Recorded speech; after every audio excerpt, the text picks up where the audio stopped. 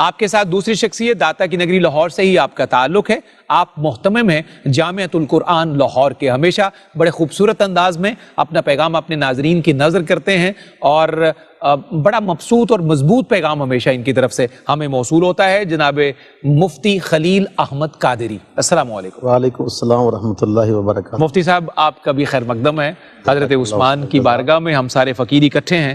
بہت شکریہ آپ کی آمد کا. بسم اللہ الرحمن الرحیم. اللہم صلی علی محمد وعلی آلہ وصحبہ وسلم تسلیما. محترم جناب صفدر محسن صاحب، آپ نے ماشاءاللہ حضرت سیدنا عثمان بن عفان رضی اللہ عنہ کی شان و سوانح کے حوالے سے جو گفتگو فرمائی وہ ہمارے لیے ایک بہت بڑی گفتگو ہے، اور اس میں گفتگو کرنا ایک ایسی عظیم شخصیت کے بارے میں جس نے اسلام کے پودے کو آپ جاری دی ہے. درست ہے. اور آپ کے مالی تعاون سے ہی مسجد نبوی شریف کا تخم اور بیج جو ہے ابو بکر صدیق نے رکھا، مگر اس کی وسعت کے لیے آپ جاری حضرت عثمان غنی نے کی. کریم آقا صلی اللہ علیہ وسلم کے سارے صحابہ کو مالی معاونت کی جب بھی ضرورت پیش آئی آپ نے عطا فرمائی. اور جہاں تک آپ کی شہادت کا تعلق ہے، در حقیقت یہ ایک سازش ہے. آپ دیکھیے کہ حضرت عبداللہ بن سلام رضی اللہ عنہ ایک عظیم ہستی ہیں، اور ان کے بارے کہا گیا کہ کان حبر العلماء فی الیہود.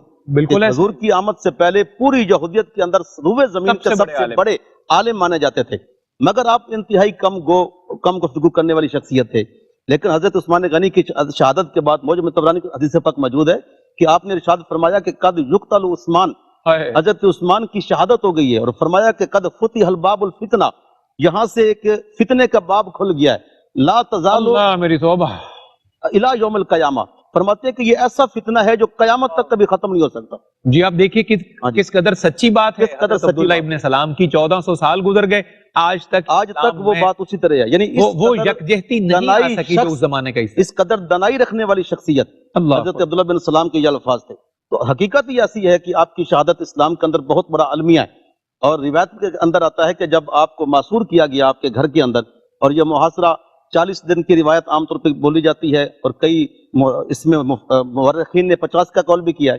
اتنے لمبے عرصے میں بھی جب آپ کا پانی بند کیا گیا، کھانا بند کیا گیا، آمد و رفت لوگوں کی بند کر دی گئی، اور بار بار آپ کو یہ کہا جاتا تھا کہ ان کا مقابلہ کیا جائے. یہ تو وہ بلوائی، اور وہ ان کا تعلق اسلام کے ساتھ کوئی نہیں تھا، ان کا تعلق کسی صحابی کے ساتھ نہیں تھا، ان کا تعلق صحابہ کی اولاد کے ساتھ نہیں تھا. وہ بلوائی لوگ تھے جو اسلام کو خطرہ پہنچانے کے لیے آئے تھے. لیکن آپ کے ایک ہی الفاظ تھے، آپ فرماتے تھے کہ یہ مدینۃ الرسول ہے جس کا کانٹا توڑنے سے بھی اور کاٹنے سے منع کیا گیا ہے. تو میں کیسے اجازت دے دوں کہ میری خاطر جو ہے یہاں لوگوں کو اجازت دی جائے کہ یہاں خون ریزی کی جائے. یہاں تک کہ طبرانی نے یہ حدیث پاک بھی نقل کی ہے، روایت بھی نقل کی ہے کہ حضرت امیر معاویہ جو اس وقت ملک شام کے گورنر تھے، آپ نے خط لکھا. آپ نے فرمایا کہ میں ایک یہاں سے دستہ بھیج دیتا ہوں فوج کا جو آپ کی حفاظت کرے گا، اور حفاظت کرنے کے بعد آپ کا کوئی بال بیکا نہیں کر سکے گا. تو آپ نے آگے سے جواب میں لکھا کہ لوگوں کی کثرت کی وجہ سے رسول اللہ صلی اللہ علیہ وسلم کے پڑوسیوں کا رزق مہنگا ہو جائے گا اور قلت ہو جائے گی. تو میں نہیں چاہتا کہ حضور کے پڑوسیوں کو تنگ کیا جائے. پھر دوبارہ خط ملا، اور خط میں کہا گیا کہ جی اب میں ایک دستہ بھیجتا ہوں جو آپ کو باحفاظت ملک شام لے کے آ جائے، اور یہاں کوئی آپ کی طرف میلی آنکھ نہیں دیکھ سکتا. تو آپ کے بڑے کمال کے الفاظ تھے. فرمایا انی لا ابیو جوار رسول اللہ صلی اللہ علیہ وسلم ولو قطیا انہوں کی.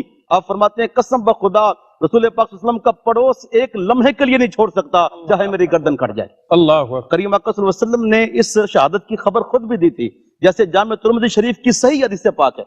حضرت عبداللہ بن عباس فرماتے ہیں ذکر رسول صلی اللہ علیہ وسلم الفتنہ تھا، اللہ کے نبی صلی اللہ علیہ وسلم نے فتنوں کا ذکر کیا، اور فرمایا کہ فیہ قتل عثمان مظلوما، یہ ایسا فتنہ ہوگا جس کی ابتدا میں حضرت عثمان غنی جو ہیں وہ ظلم کے ساتھ قتل کر دیے جائیں گے. تو یہ کریم آقا صلی اللہ علیہ وسلم نے پیش خیمہ خود عطا فرمایا تھا. وہ بخاری شریف کی حدیث پاک بھی پیش نظر سب کے ہے. جب کریم آقا صلی اللہ علیہ وسلم تشریف فرما ہوئے احد پہاڑ پر، اور اس حدیث پاک کے راوی حضرت انس بن مالک ہیں، فرماتے فرجفا، پہاڑ کے اندر جنبش پیدا ہو گئی، رقص پیدا ہو گیا. اللہ کے نبی نے فرمایا اسکت یا احد، اے احد ٹھہر جا.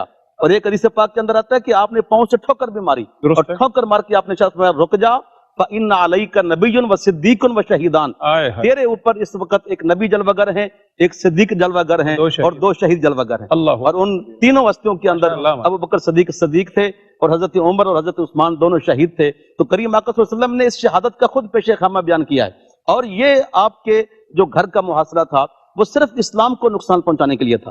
یہ پیغام لوگوں کو تک جانا چاہیے. یہ اللہ معاف کرے کسی کی سازش مسلمانوں کی طرف سے نہیں تھی، بلکہ یہ سازش پیدا کی گئی تھی اسلام کے اندر رکھنا پیدا کرنے کے لیے. اور جس کا عبداللہ بن سلام انہوں نے، کیونکہ آپ یہودیت سے آئے تھے اور آپ جانتے تھے اس فتنے کو، آپ نے پیش گوئی فرما بھی دی کہ قیامت تک یہ فتنہ اب رکے گا نہیں. تو یہ اسلام کا سب سے بڑا اللہ اور آپ اس وقت فرمایا کرتے تھے کہ لوگوں جب آپ کو محاصرے میں گھیرا گیا معصور ہو گئے آپ نے نیچے جھانک کر فرمایا تم میں سے کوئی جانتا ہے کہ اللہ کے رسول نے میرے بارے فرمایا تھا جو مسجد نبی کو وسیع کرے گا میں جنت کی ضمانت دوں گا، میں وہ شخص ہوں۔ اور آپ فرماتے تھے لوگوں جانتے ہو میں کون ہوں؟ میں وہی ہستی ہوں کہ جب مدینہ طیبہ آئے تو لوگوں کے لیے میٹھا پانی پینے کا انتظام نہیں تھا، میں نے ہی بیرے روما کو خریدا لوگوں کے لیے اس کو پیش کر دیا۔